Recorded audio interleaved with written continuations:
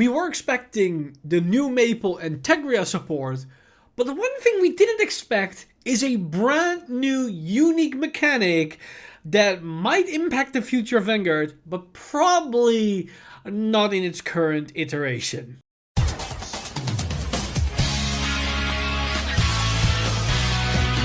Stand up! Vanguard! Hey Cardfighters, welcome back to another Cardfight update, and today we got a short one. Yes, I promise it will be a short one because we only have 3 new cards to talk about. 2 new Tegria support cards, including a new Mapple, and a brand new unique generic mechanic that might change things up in the future. But I think what we're gonna talk about today, the card that has been revealed today with that mechanic, might be leaving things to be desired. But more on that later in the video. First off, let's take a look at these new Tegria support cards, and we start off with a new grade 1, which is Universal Angel. And Universal Angel has the effect, although when this card is discarded from your hand during your turn, if your Vanguard is glitter, cost counter +1 and draw a card. So this is very specific Tegria support, as it can only be played in Tegria. And I honestly am not too fan of this skill because it's essentially just a counter +1 to draw a card, which is fine in resource value, but it's relatively restrictive. You either need to discard it from the right deck, or you need to discard it with your Tegria effects that allow you to reset either the Vanguard or a column, which isn't the greatest of value, as seen as the deck also uses already quite a lot of counterblast. So this might be a card that won't be played, or maybe in a specific future build when the drawing becomes even more important and we might have counter charge options. Now moving on to the second grade 1, we have the brand new Mapple, which this time is Pink Moth Girl Mapple. And yes, as I already explained, it's a grade 1 and its functions very similar to the grade 2, but with a small twist. So first off, she has the generic effect, auto from drop. When your grade 3 or greater Vanguard is placed during the right phase, if you Persona road this turn and you do not have a Pink Moth Girl Mapple on your rearguard circle, you may call this card to the rearguard circle. If you called it, this unit gets power plus 5k until the end of turn. So it's very similar to the grade 2 Mapple. The only difference is that you need the Persona ride in order to get this card from the drop, and it also gets an additional 5k power, so it becomes a 13k attacker or booster. Most likely gonna be a booster, as we're gonna take a look at her second skill in a moment. But in a generic sense, if we combine this with the grade 2, that means you can recall a 23k column every single turn from your turn 4 onwards if you're gonna Persona ride. And that's honestly not that bad, as it's essentially a 3+2 to every Stoike or Keter Sanctuary build, and I think a lot of these builds can benefit from these type of effects, as flooding the board can always help you to facilitate like multi-tech plays, or maybe creating bigger columns, or maybe you need more fuel for sacrifice fodder for something like Phantom Blaster Dragon, for example. So this could be very interesting and could definitely see some play depending on how certain Keter Sanctuary / Stoikea decks might build in the future, like with potentially Maelstrom very soon. But we're here mainly for Tegria right now, so let's take a look at what she brings to Tegria specifically, as she also has the Glitter Tegria ability, auto back row rearguard circle. When your unit in the same column as this unit stand, you may stand this unit. If you do, at the end of the turn, retire this unit. So this is a free restander. Yes, it retires itself, but again, in a Tegria build, it will come back the following turn, because you are going to rewrite and you're going to Persona ride every single turn, as if you don't, you're probably not winning the game. So this is honestly pretty nice because it synergizes with both Tegria's restand abilities, because either you're gonna have this behind the Vanguard as a 13k booster that's boosts twice, or you're gonna put it behind one of the rearguard columns and reset the column and then have a 13k booster for that rearguard attacker twice, which honestly is pretty good. And because these units recall themselves the moment you rewrite, that means you'll always have access to this effect every single time it matters, which honestly is pretty good. Now on top of that, this card also to some extent synergizes a bit with the order that we saw earlier in the set reveals, where we had the ability to hard rewrite our Tegrias very early on. So if we ride the grade 3 on turn free, we can immediately go into the grade 4 to secure the resend ability so that we can activate a Maple if we have this Maple in our hand. But every subsequent turn after that, because we are Persona right, we can secure whatever type of resend unit whenever you want. So overall, the Tech support looks very interesting and very solid with everything that we've seen from set 8.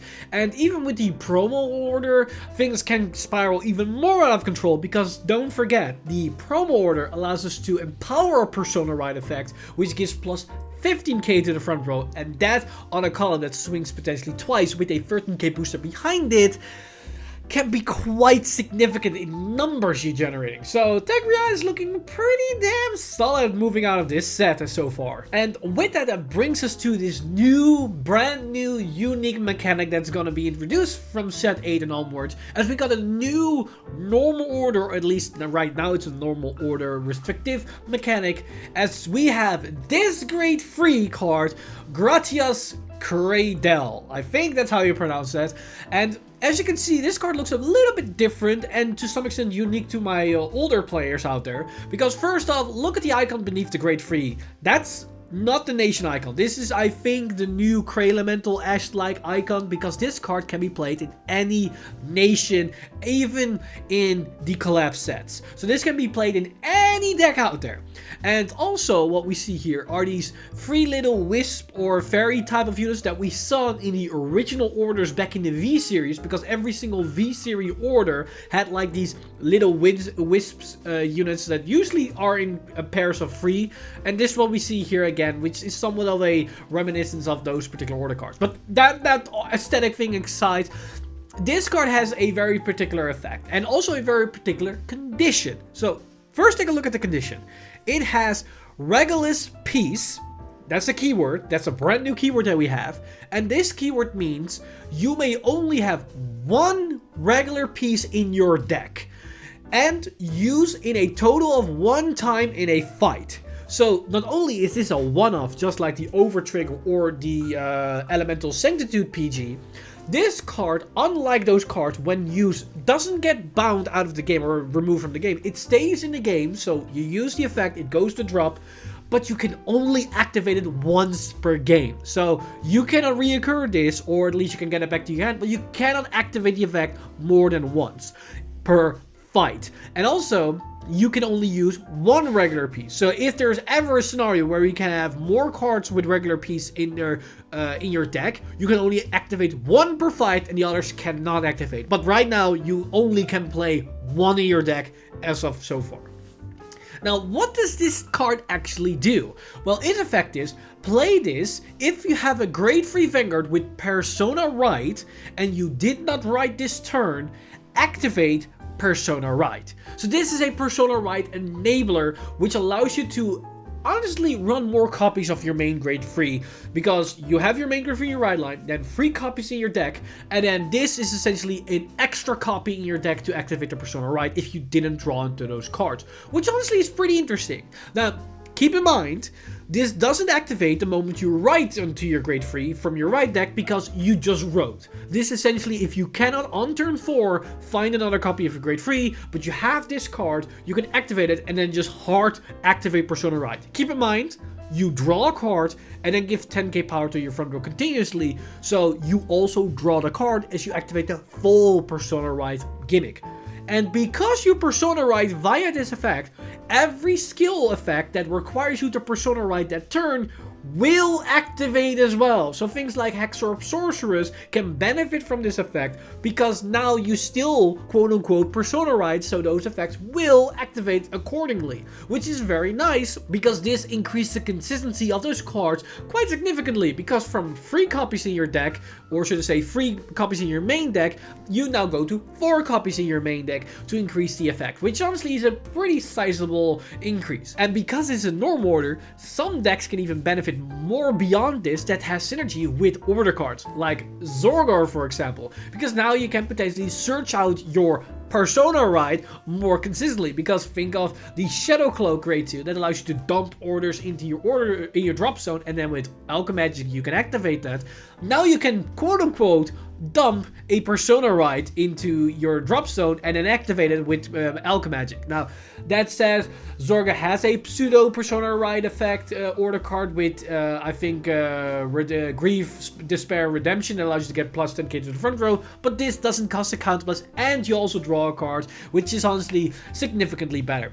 But keep in mind, even though you can Alchemagic with cards and you can potentially Alchemagic this, you can only activate this order once per fight. So once you activate it once, you cannot activate it twice, even with Alchemagic. So be careful with that and be wary about the restrictions that this card brings to it. But overall, I like this mechanic. It opens up a lot of possibility, and if any player wants to be very cope about this, you might be able to finally Persona Ride with the new promo grade 3 boss unit that had the restriction you can only play one copy in your deck, because this is a pseudo secondary copy that's being very cope about being things here. But that said, this opens up a lot of possibility with future card design, because now that we have the Regulus piece keyword, they can introduce more Regulus piece type cards that allow you to change your game strategy a little bit with the hard once per deck / once per fight clause that could shake things up a little bit. Because now we have a Persona Ride enabler. But what if we get like a Superior Ride effect thing? Or maybe something that increases the consistency of your deck? Or just a weird ass effect that could change the way how you play your deck from activating the skill moving forward. Like, they can do all kinds of crazy things with this. And because it's a once per deck, once per fight clause, they could go very nutty with things, although I hope they don't go too crazy overboard, because we don't want to have a second over trigger on our hands here. But that said, that's basically everything that I want to discuss today. Let me know in the comments down below what you guys think of these new Tegria support cards, but more importantly, what are your thoughts about this new Regulus piece mechanic? Are you excited about the prospect of these effects? Do you even think that the current one we just got is actually pretty decent for your particular build? Are you the Hexor Sorcerer's main, or did you want to play the new promo grade 3? This is probably a very nice addition, but do you even have other suspicions or ideas from what this mechanic could do in the future with the whole clause being a thing? Let me know all your thoughts in the comment section down below. As always, this video has been brought to you by our lovely patrons over patreon.com/VanguardInsider. You guys are amazing. If you want to support the channel or everything that's happening on the channel, you can simply go to patreon.com/VanguardInsider and become a patron today. But with that said, I've been Mr. Time Leap. See you guys in the next one!